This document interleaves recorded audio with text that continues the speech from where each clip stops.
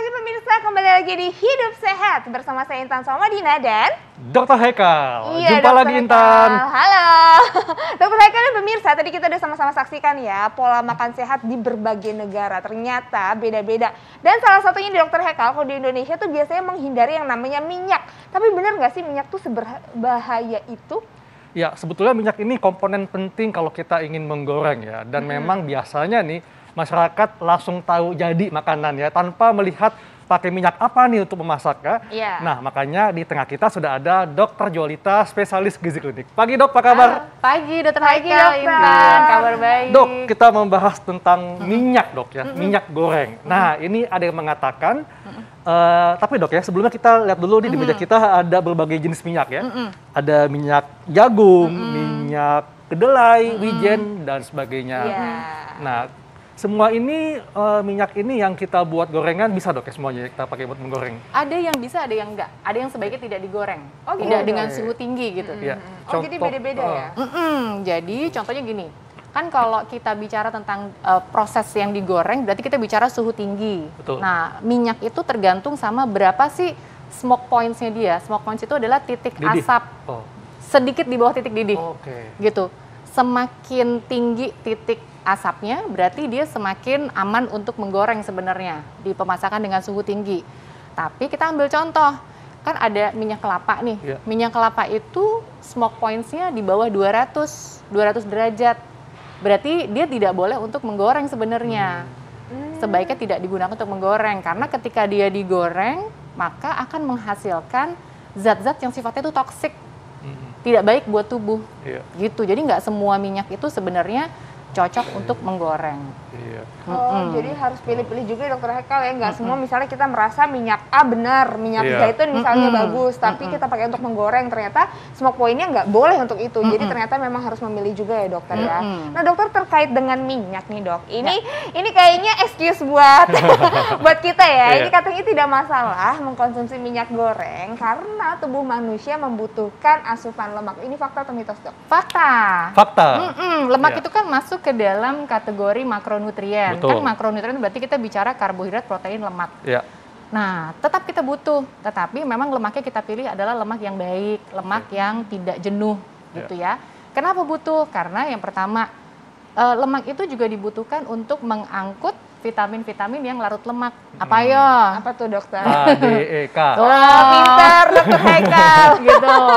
Kemudian yang kedua, lemak itu juga digunakan untuk bahan baku pembentukan beberapa zat di dalam tubuh. Misalnya apa, hormon reproduksi Betul. kan juga butuh. Ya. Gitu. Jadi ketika kita sedang mengaplikasi gaya hidup sehat, jangan melupakan lemak. Tapi lemak yang mana yang dipilih? Nah, itu yang pentingnya. Oke. Iya. Dok, tadi kan dikatakan mengenai minyak kelapa dok ya. Tadi kita sempat bahas minyak kelapa. Nah ini ada yang mengatakan dok ya, kalau minyak goreng yang terbuat dari kopra kelapa lebih aman dibandingkan yang terbuat dari kelapa sawit. Ini fakta atau mitos? Fakta. Fakta. Fakta, dokter. Tapi gini, ada tapinya. Kita itu selalu ngomong minyak itu adalah minyak goreng. Sebenarnya Iya. kalau bahasa Inggrisnya kan cooking oil. Betul. Minyak untuk memasak. Masak. Tidak selalu goreng dong, gitu kan. Iya. Nah, sekarang kita bandingkan antara minyak kelapa sawit dengan minyak kelapa. Kalau minyak kelapa sawit, dia punya smoke point-nya tadi di atas 200 derajat, bisa 230 sampai 250-an. Iya. Tapi kalau minyak kelapa, dia smoke point-nya cuma di bawah 200, sekitar 170-an. Sehingga kalau dia untuk menggoreng sebenarnya nggak tepat minyak kelapa tadi. Iya. Karena berarti akan cepat mencapai smoke points-nya Betul.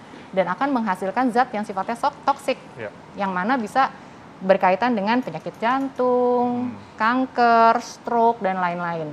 Ya. Sedangkan kalau minyak kelapa sawit karena smoke points-nya dia tinggi, bisa untuk menggoreng sebetulnya. Nah, tetapi perbedaannya lagi, kalau minyak kelapa itu meskipun dia tinggi lemak jenuh, Iya. tapi rantai lemak jenuhnya dia itu adalah yang rantainya bilangnya medium, yang sedang. Sehingga pada waktu dikonsumsi oleh tubuh, dimakan, kemudian dia akan langsung diserap oleh saluran cerna kita. Dan dalam penelitian dia tidak berkontribusi terhadap pembentukan kolesterol dalam tubuh. Oh, oke. Si minyak kelapa tadi, asal nggak digoreng. Oh, Gitu. Jadi misalnya untuk numis gitu ya, Iya. untuk sauteing bisa. Oke, nah dokter, ini kan tadi dokter sempat nyinggung-nyinggung kolesterol ya. Ini benar nggak sih dok kalau minyak kelapa sawit ini menyebabkan kolesterol tinggi sehingga rentan untuk terkena penyakit jantung ataupun stroke? Ini fakta atau mitos? Minyak kelapa sawit? Iya. Mitos. Oh mitos dokter? Mitos. Oh, jadi Ya, gimana dok? Jadi gini, minyak kelapa sawit itu ada memang kandungan 50%-nya adalah kandungan lemak jenuh. Tapi lemak jenuh di dalam minyak kelapa sawit ini, terutama minyak lemaknya namanya lemak asam palmitat. Ya. Nah, di dalam penelitian memang ternyata asam palmitat yang ada di minyak kelapa sawit ini tidak berkorelasi dengan kejadian peningkatan kadar kolesterol tinggi dalam darah. Oke. Gitu, asalkan tadi penggunaannya juga tidak berlebihan. Iya. Jadi kuncinya sih sebetulnya itu. Penggunaannya tidak berlebihan. Tidak artinya semua makanan kita digoreng. Iya. Jangan. Tetapi kalau ditumis, kemudian dia dipanggang dengan menggunakan minyak masih aman. Gitu. Tapi saya penasaran dok ya, minyak yang paling umum digunakan oleh masyarakat untuk menggoreng itu jenis minyak sawit berarti Betul, ya? betul. Jadi memang kalau di negara kita kan memang penghasil cukup tinggi ya untuk minyak kelapa sawit. Jadi yang umum digunakan di negara kita adalah minyak kelapa sawit untuk semua macam pengolahan makanan. Iya. Nah, memang metode memasak yang digoreng kalau di negara kita memang paling umum, ya kan? Karena apa? Cepet, Betul. ya kan? Harga minyak kelapa sawit juga murah, Iya. gitu kan? Terus hasilnya juga biasanya bikin gurih, Lebih orang-orang crispy lebih dong, suka ya? kan crispy. Iya. Nah, tetapi kalau pengolahannya dari minyak kelapa sawit ini lebih banyak yang digoreng, dipanaskan dengan suhu tinggi, ya tetap saja hasilnya nggak bagus. Oke. Tetapi kalau minyak kelapa sawit itu digunakan bukan untuk menggoreng, misalnya tadi untuk numis aja, kan numis masih umum lah di Betul. negara kita, itu masih aman sebetulnya. Jadi Iya. tergantung penggunaan ya dokter? Betul, Betul. jadi sebetulnya minyaknya jangan disalahin, tapi metodenya. Termasuk yang kitanya ya, mungkin Betul, kalau kita betul. salah berlebihan malah nggak bagus. Dok, ini kalau kita melihat minyak kan teksturnya kental dok ya. Nah, tapi ada yang mengatakan kalau tekstur minyak yang encer seperti air itu lebih sehat dibandingkan tekstur yang lebih kental. Ini fakta atau mitos? Fakta. Fakta, Dok. Memang yang dia biasanya lebih terlihat seperti air Iya. gitu ya, itu lebih baik. Karena berarti bahan-bahan yang ada di dalamnya mungkin kalau misalkan yang terlalu kental dia mengandung lebih banyak zat-zat lain yang tidak bermanfaat sebetulnya. Oke. Gitu. Apakah ada jenis minyak tertentu yang teksturnya memang lebih encer dok atau? Ada, Ada pasti kan berbeda ya. Kalau Iya. kita lihat di minyak kelapa sama minyak kelapa sawit aja kan udah beda. Oke. Iya. Heeh. Oke, nah Minyak terus kelapa ini lebih juga- encer ya? Iya, terus ini ada minyak bunga matahari juga encer. Betul, Tapi betul. lebih amannya tuh maksudnya lebih aman digunakan, tapi dengan metodenya apa nih, Betul, Dok? metodenya tadi sebetulnya semua minyak itu sebetulnya dia mengandung ada komponen lemak jenuh dan tidak jenuhnya, tapi dengan proporsi yang beda-beda. Oke. Nah, sekarang kita bedain dulu nih. Iya. Ada lemak jenuh ya. Yang kandungan lemak jenuhnya tinggi adalah minyak kelapa sawit sama minyak kelapa. Oke. Iya. Ngerti ya? Mm-mm. Kalau minyak kelapa sawit dia 50% lemak jenuh. Iya. Kalau minyak kelapa dia 90% lemak jenuh. 90%. Tapi ada tapinya. Oh ya. struktur dari lemak jenuh pada minyak kelapa sawit, rantainya itu sedang. Oke. Jadi medium. kalau dia rantai sedang medium, ketika di dalam tubuh ketika dia digoreng, dia akan di dalam tubuh ketika dia diserap, dia akan langsung bisa digunakan sebagai sumber energi. Oh. Dan dia tidak berkontribusi terhadap pembentukan kolesterol dalam tubuh. Iya. Tapi kalau yang minyak kelapa sawit beda. Dia rantainya bukan rantai sedang gitu. Tapi dia rantainya rantai panjang. Kalau dia dipanaskan berulang-berulang, Iya. maka akan menghasilkan asam lemak bebas. Wow. Free fatty acid. Nah, asam lemak bebas itu kalau dipanasin lagi, Iya. itu akan timbul zat-zat yang Karsinogenik sifatnya ya? toksik. Salah satunya akrolein yang kita tahu ya, betul. gitu. Oke, nah dokter ini juga nih biasanya minyak jadi musuh bagi orang-orang yang sedang menjalankan diet, termasuk saya. Aduh, saya lagi berusaha nemuin berat badan lagi nih dokter. Nah dokter, ini ada fakta dan mitos yang beredar bahwa katanya minyak goreng ini tidak baik untuk yang sedang diet karena bisa menyebabkan berat badan meningkat. Ini fakta atau mitos dokter? Tapi jangan dijawab dulu Oke. dokter. Pasti pemirsa semuanya yang mau diet temuin ya. Nanti kita akan temukan jawabannya sesaat lagi, tetap di Hidup Hidup Sehat. Sehat. Nah, itu tadi asal-usul minyak dan penting kita tahu karena ada nih sebagian masyarakat yang takut konsumsi minyak goreng karena takut terganggu dietnya. Intan ya, gitu Intan. Udah neok-neok, bener banget itu aku banget Dokter Haikal. Aku takut banget kan, karena memang tadi juga termasuk ada fakta dan mitos yang belum terjawab ya dokter ya. Ini dokter katanya minyak goreng tidak baik untuk yang sedang diet, bisa menyebabkan kenaikan berat badan. Ini fakta atau mitos dokter? Fakta dong. Ya, lagi nungguin jawabannya, mudah-mudahan Sudah. mitos ternyata fakta. Gimana dokter penjelasannya? Yang pertama, minyak itu komponennya lemak. Lemak itu kan kalau dibandingin sama protein dan karbo, kandungan kalorinya lebih tinggi. 1 gram lemak, kalorinya berapa yo? 9. 9. Kalau protein, jago dia. Kalau protein karbo 4, ya kan? Yang pertama itu. Kemudian kalau kita sedang ingin menurunkan berat badan, kan biasanya kita mengaplikasikan low calorie diet. Ya. 1000 sampai 1200 kalori misalnya, atau sampai 1500 lah gitu. Kalau kita pengolahan makannya digoreng, ya udah pasti kan menambahkan kalori yang banyak banget ke dalam makanan kita. Karena apalagi kalau misalkan makan tempenya mendoan lagi, gitu kan? Kan dia menyerap minyak lebih banyak, Betul. Tan. Jadi pasti akhirnya asupan kalorinya jadi lebih tinggi. Jadi mengganggu diet udah pasti. Jadi Tapi harus tinggal bagaimana dikurangi. membatasinya kali dok ya. Betul. Jadi kan walaupun minyak itu dibatasi, tetapi kan asupan lemak tetap harus ada. Betul. Misalnya kita menggunakan olive oil atau minyak minyak alpukat tadi saya Iya. bilang ya, avocado Betul. oil tuh untuk dressing salad. Ya. Atau kita hanya untuk sekedar numis. Kalau numis kan berarti sedikit yang kita pakai. Betul dok. Pakai 1 sendok teh aja sebenarnya udah cukup buat numis bawangnya sebentar, terus masukin sayur. Gitu. Iya deh dokter, aduh harus tahan-tahan ya dok ya. Nah, dok, ini juga mungkin cukup banyak nih masyarakat yang terkadang untuk lebih efisien dok ya. Jadi minyak itu kalau sudah dipakai untuk menggoreng, tidak boleh digunakan lagi berkali-kali. Ini fakta atau mitos? Fakta.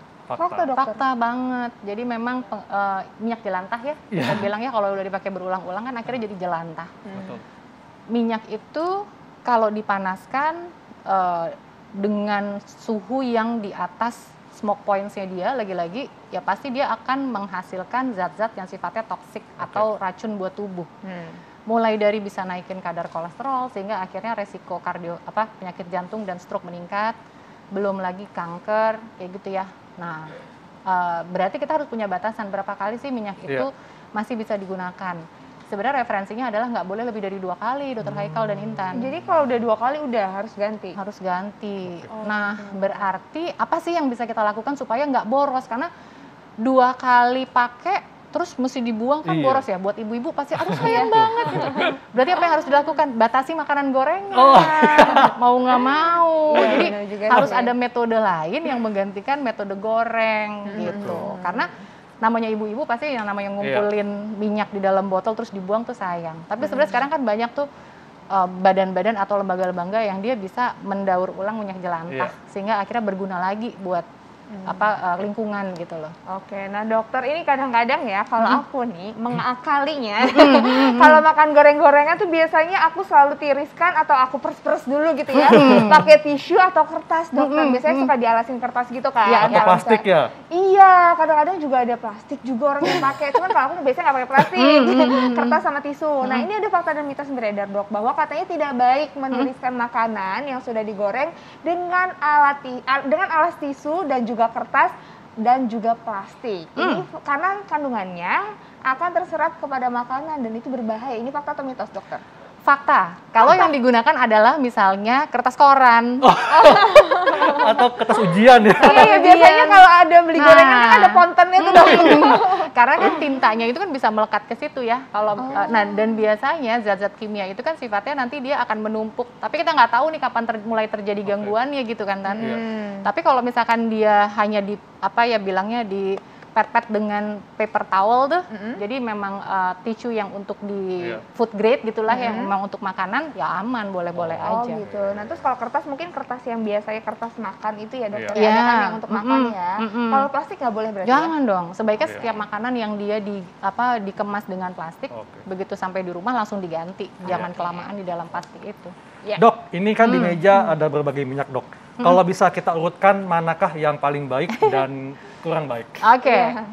Ini dengan catatan adalah tidak digoreng ya, Dr. Haikal. Kalau digoreng akhirnya semua akan hampir sama. Dan kalau mau digoreng ya udah pakai minyak kelapa sawit pun nggak masalah. Jadi kalau untuk goreng nggak masalah pakai minyak kelapa sawit sebenarnya. Iya, pakai minyak kelapa sawit nggak Tidak masalah. ada minyak yang lebih baik atau gimana ya? Berarti itu untuk goreng nggak apa-apa kelapa sawit nih ibu-ibu di rumah. Kalau Nah, misalkan jadinya- mau yang lebih bagus ada namanya Apa? minyak alpukat, minyak Oh. bunga matahari, tapi harganya mahal. Ini minyak bunga matahari berarti. Yuk, Tapi kita kan harganya urutin, Dok. mahal. Iya. Ya, jadi Kita misalnya urutin ini pertama minyak bunga matahari karena dia Yang punya paling baik ya? dia punya titik didih itu titik smoke point-nya tinggi. Oke. Ya, terus apa lagi? Berikutnya Ada minyak jagung, minyak Minyak kedelai. jagung, minyak kedelai. Oke. kedelai, Terus minyak zaitun. zaitun. Minyak zaitun ini untuk dressing. Atau- Boleh atau untuk numis masih Oh, bisa. masih bisa. Ini ya. Ini Itu ada minyak minyak wijen. Oh, minyak wijen boleh. Ini wangi banget sih minyak wijen ya, Dok. Kira-kira seperti ini. Oh. Oke. Ini kalau urutannya dilihat dari pemirsa. smoke Iya. points atau titik apa ya, titik asap gitu. Dilihat dari Jadi, titik asap. Nah, iya. tapi ingat juga bahwa kandungan asam lemaknya kan beda-beda. Betul. Kalau yang tinggi asam lemak tidak jenuh berarti sampai di sini. Ini jenuh nih. Oke. Tapi jenuhnya ini beda, jadi dia majuin dikit deh. Gitu. Oke. Oke. Ngerti ya? Berarti ini ya, Dok ya, minyak biji bunga Ini? matahari yang terbaik ya. Ini kalau misalkan kita lihat dari lemak jenuh atau tidak jenuh. Ini tidak jenuh. Yang kita butuhkan adalah tidak jenuh. Baik. Oke. Kalau ini adalah lemak jenuh. Tapi lemak jenuhnya si minyak kelapa ini beda. Dia lebih mudah dipakai oleh tubuh sebagai sumber energi. Jadi dia maju dikit. Gitu. Nah, dokter, ini jadi ada tips nggak, Dok nih, yang apa ya, cara yang paling sehat lah, paling tidak untuk menggoreng makanan, menggunakan minyak goreng juga. Oke, jadi supaya kita bisa tetap mendapatkan manfaat dari minyak yang kita konsumsi, karena kan dia juga mengandung ada vitamin A, ada vitamin E, ada karoten gitu kan, kemudian ada fitosterolnya juga, maka sebaiknya tidak digunakan untuk menggoreng. Seandainya kita tetap ingin menggoreng, batasin aja. Misalnya, kita punya resolusi 2022 nanti. Resolusi terus ya. Oh, resolusi terus ya. Resolusi 2022 nanti untuk tidak mengkonsumsi gorengan. Tapi masih makan gorengan untuk lauk misalnya. Betul. Itu udah lumayan, Tan. Gitu kan. Jadi nggak makan gorengan di snacking, tapi kita makan, misalnya ada salah satu lauk yang digoreng, it's okay. Nah, kemudian alternatif lain kalau nggak digoreng sebenarnya masih banyak sih. Bisa dipepes, bisa dipanggang, bisa dibakar, bisa dipindang, gitu ya. Iya. Seperti itu. Dan juga ada alat goreng ya tanpa minyak itu ya, dokter ya. Oke, baik Dok. Terima kasih untuk penjelasannya. Oke. Wah, ini sangat Terima kasih, bermanfaat dokter. sekali, Intan ya. Iya, dokter Haikal, Nah, benar. Intan kalau ketemu pasangan ya, itu berdebar gak jantungnya? Berdebar, dokter, apalagi kalau habis minum kopi. Ngopi bareng gitu terus makin tambah kayaknya berdebarnya. Betul. Tapi berdebarnya sebentar atau lama? Biasanya kalau pasangan ya sebentar, tapi kadang-kadang nih aku kalau minum kopi berdebarnya agak lama, dokter. Ada masalah nggak ya di jantung aku? Nah, kita akan bahas jantung berdebar, apakah ini penyakit serius? Sesaat lagi tetap di Hidup Sehat.